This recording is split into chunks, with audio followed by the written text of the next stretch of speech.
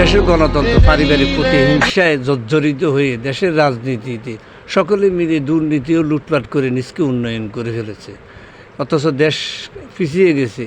এই দেশের জনগণকে বলে একটা আর করে আরেকটা। দেশের গণতন্ত্রে জনগণের জন্য কোনো কথা নেই, আসে শুধু এক পরিবারকে আরেক পরিবার কীভাবে গালি দিবে, গায়েল করবে। সে সাথে এমপি মন্ত্রী কর্মীরাও একই রাস্তায় হাঁটে। তোর বয়সে পলাইছো তো শ্বশুর বাড়ি,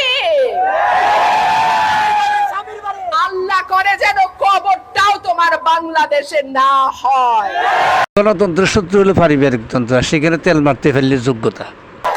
আমার মা আমাদের মাকে ঠিকানা ছাড়া করেছে যেই মহিলা, বাংলাদেশের মাটিতে সে ফিরতে পারবে না। পারিবারিক তন্ত্রের নিশ্চয়তা অতিরিক্ত অহংকার জন্ম দিয়েছে। তো সাহস থাকে বাংলাদেশে আসুক। জীবনের কোনো না কোনো সময়ে এর প্রায়শ্চিত্ত আপনাকে করতে হবে, জীবনের কোনো না কোনো সময়। পারিবারিক তন্ত্রকে টিকিয়ে রাখতে একে একজনকে কিভাবে গালাগালি করতেছে। আর একজন কুলাঙ্গার বানিয়ে রেখে গেছে জিয়াউর রহমান, সে এখন লন্ডনে বসে আছে। সে গেল কেন লন্ডনে?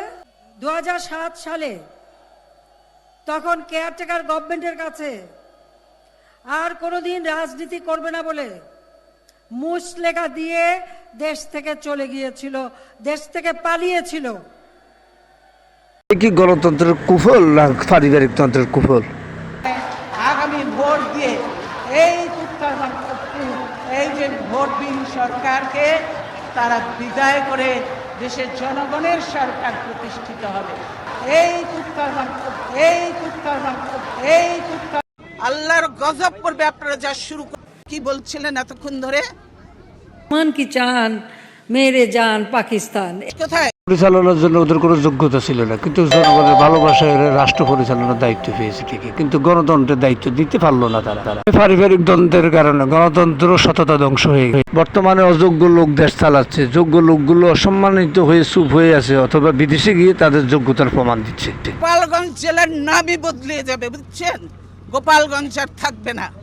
তার পরিবারতন্ত্র বাদ দিয়ে এইসব যোগ্য নেতৃত্বের মাধ্যমে রাষ্ট্র থাকবে নিরাপদ। দলীয় সংবিধান থেকে রাষ্ট্রীয় সংবিধান সবকিছুই সংস্কার হতে হবে, নাহলে এরা হেরে যাবে। দেশের মানুষ কখনো পুনরায় আবার এরকম পরিস্থিতি ফিরে আসুক তা কখনো চায়।